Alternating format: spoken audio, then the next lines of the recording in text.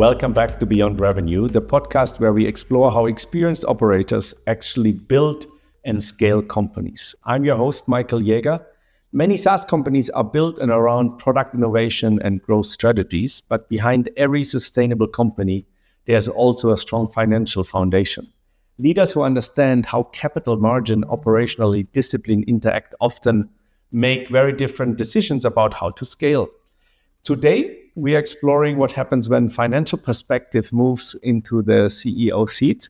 I'm joined by Rut Steinsen, CEO of Simple Book Me, a global appointment schedule platform serving service-based businesses around the world.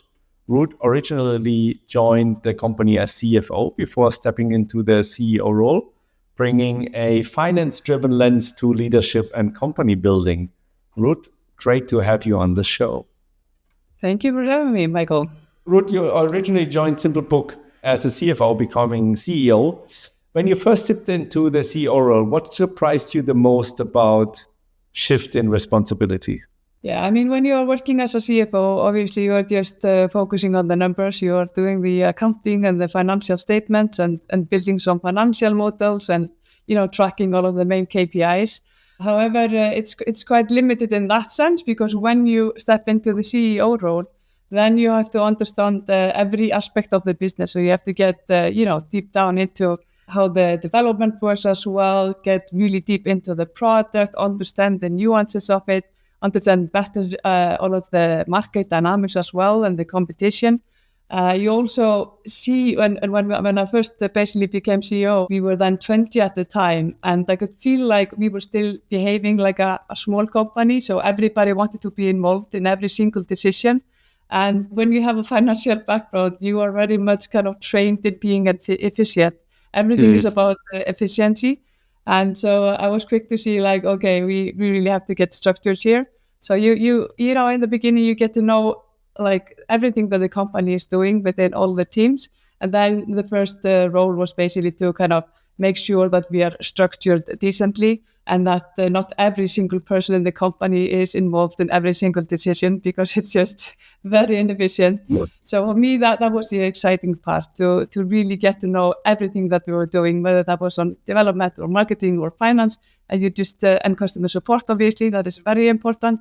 So that was the exciting part. You really got to see the full picture of the business. Yeah, fair enough.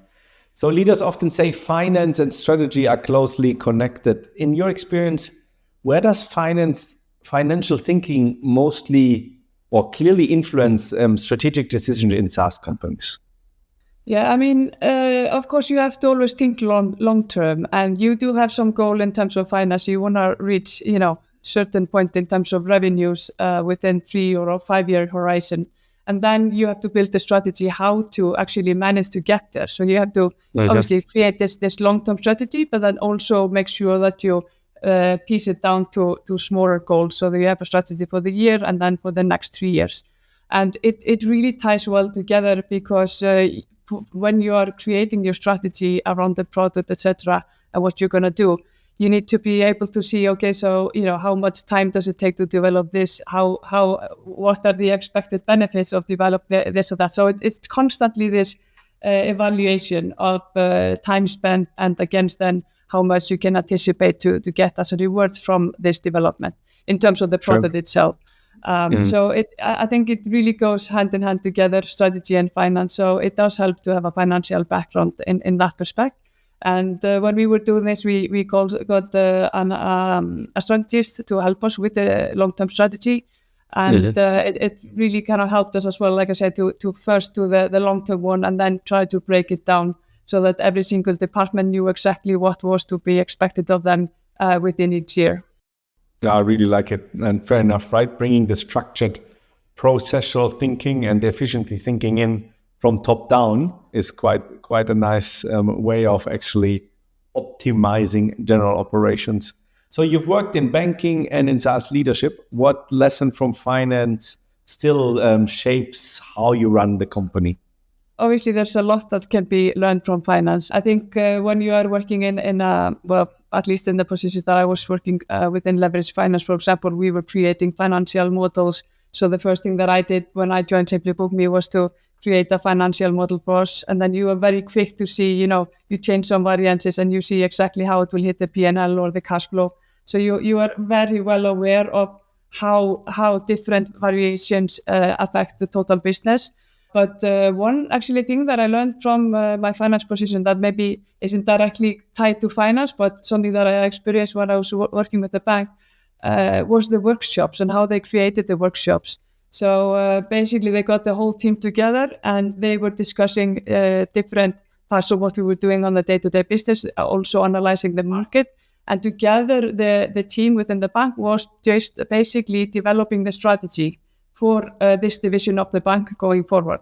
So this I took with me. So this was one of the first things that I did when I joined Simply Book Me, that we started to have those workshops. So we have 3 a year, 2 just remotely, and then 1 always on site, where everybody gets together, and then we have it more as a team building event as well. But it's incredibly important, especially if you are working in a remote company where everybody's working remotely, that you pre-build the topics beforehand. Everybody knows the topics 1 week before the workshop, and then you divide the teams. Sometimes we have teams, within each department. Sometimes we have it cross departments, and this is where we brainstorm. On each workshop we may be brainstorming 20 different topics. So it can be something to improve in what we are currently doing in terms of the product. It can be to improve some of the working procedures. It can be to analyze the competitors. And it really helps us to shape the future of the business.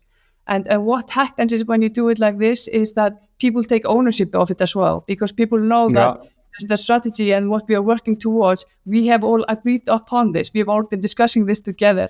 So after we leave, we take all the ideas and all the discussions, we create a summary document for this, we share it with all the team members, we tell them which ideas we are going to implement, which ideas we are going to postpone for a while, depending on how feasible they are for the company. And like I said, this gets everybody kind of in line, and everybody is really eager to work on those ideas because they've participated in it. And not only that, really the communication always improves after every workshop, because people have been working together. And because on the day-to-day basis, you are often talking to the same people every day, right? So this gives you a chance also to talk to people that you are maybe not in so much contact with on a day-to-day basis. And then also we get the voices in of the customer support. And the customer support, they are so crucial for us. They are the ones who are in touch with the clients every single day. They know the most common complaints, and they know the most common request, how to improve the system. So to get their feedback and their voice in as well is incredibly important. And also for them to feel like they are valued, and it really makes sense for them to, do this well and to share the ideas. And then even another a great point about this workshop is that once the groups have discussed their topics, they have to present it. And this is often where we see also people shine. So people, are presenting their group, and we see like, okay, wow, this person is amazing. She has so dynamic. We should basically, she should be presenting the brand. So we moved her to marketing, and another one was really well into all of the figures, and we moved her to finance. So it also helps us to evaluate better our team and help them to grow within the company. I really love the passion around it, how you explained it, and I can definitely see the values there. I really like it. Let's jump into our 2 tactics which actually work, and 1 tactic which you applied where it didn't work out. Let's get started with tactic 1. So what is some practical advice or a tactic you applied from your experience which actually worked? What did you do there? What was the problem you wanted to solve, and how did it work out? I can take one, for example, in terms of marketing, what we have done, and in one and the same basically approach. There was part of it that worked and part of it that didn't work at all. So we went ahead and decided to put a very considerable budget into Google marketing. So we hadn't been running a lot of Google ads at the time, and we really wanted to start to spend money on that too, because before that we had only been getting clients in organically. So we decided to put in a lot of budget for that, and we had really kind of built a whole strategy on the Google Ads, both for the display network and for the search network. And it was quite interesting just to see, because in our mind we thought it would kind of all work pretty well because we had really built the ads perfectly in our humble opinion, because we had spent a lot of time on this. But then, after we started, we were like a little bit surprised by the numbers, and then we gave it 2-3 months. And it was just so clear to see, like, okay, so what was working really well was the search network. What was working horribly was the display network. So it just, like in the beginning, when you haven't really thought it through, you haven't gotten the experience with it, we didn't really know that there would be such a discrepancy between the two. So, and this just comes down to, again, finance and everything that you do. You always need to measure every single thing. And there it was very easy to see that the cost per acquired customer was just way too high within the display network, whereas the search network was working very well for us. So we were quick to kind of adapt accordingly. And why didn't the display, in your opinion, didn't work? Or why did the search work? I think because the display is working higher in the funnel. So, it's more in the awareness part of the funnel, whereas search network is further down the funnel. So where people are actually ready to move and set things up. And we are an online business solution, a booking solution for companies. And for us, we need to wait until the user is just ready to set this up. It has to be kind of their idea. They have to be searching for a booking system. Then they're ready to, they're motivated to actually set up a system. So, so that's, I think, the main reason. So we always tend to spend more on the, the further down the funnel rather than the conversion. Yeah. Fair enough. So the capturing is more. No. Yes, exactly. But another thing in terms of the product, because this was just more on the marketing side, in terms of the product, then we implemented last year an AI helper inside our system. And so this AI helper, so no matter whether you are, you need guidance in terms of how to set up services or ask about, do you have a waiting list or do you have a social media scheduler or what features are best for a beauty salon? So this AI helper now can really answer you just in common language, or you can speak with it as well and with voice. So you get like a very good summary of the answer that you're looking for. You also get links to YouTube tutorials or to the help center. And then if you don't find your answer, obviously you can always talk to our live chat. But we saw a huge drop in the contact to live chat and our customer support agent with this, because this is really helping our users very well to navigate our system. And our system is extremely feature rich. We have around 70 features in the system. So, whether you want to sell some products in the booking process or sell service add-ons or have a waiting list or accept payments or take deposits, offer tips, schedule your social media. You can also schedule your Google Ads within our system. So it's a very big system, which is great. But of course, the downside is that it can be difficult to find things. So for us, this was a great initiative to help our users to get the most out of the system. Because if you are, yes, you're paying, of course, for the subscription of the system, which is very fair in our opinion, because if you use the system properly and use the features that we have to offer, you will always gain so much more than what you're paying for subscription. Sure. And what was one tactic you applied where you said that actually didn't work? What did you do there and why didn't it work? Yeah, one thing that we did initiate in, I think it was back in 2019 or 2020, is that we created this voice booking. So the clients of our users, so let's say that you're a beauty salon using our system, then the clients of the beauty salon could click on a button and they could speak so that they could say when they would like to have, their next hair appointment. And so it was like a voice interactive based. And we thought this was before AI, so we felt we were really kind of doing something new there, but the market was just not ready for it. Like there was literally no adoption of this feature, and even though we had been super proud to present it to our users. So, and I think what was the downfall, maybe the technical part of it, the voice recognition was not nearly as good as it is today, so that was part of it. But also part of it, just the market wasn't ready for it. It was not common. People were not used to speaking on their phone. They would just rather want to type it or click. So and the learning was test before you build everything, or?